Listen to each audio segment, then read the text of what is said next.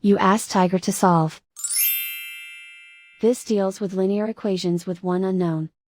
The final result is x equals 2. Let's solve it step by step. Simplify the expression. Break up the fraction. Simplify the fraction. Find the greatest common factor of the numerator and denominator. Factor out and cancel the greatest common factor. Group all constants on the right side of the equation. Subtract 2 from both sides. Simplify the arithmetic.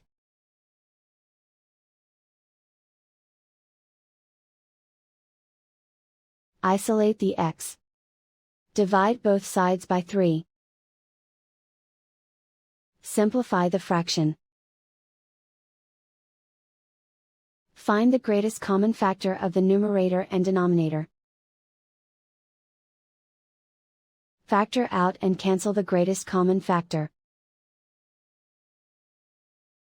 And so the final result is x equals 2.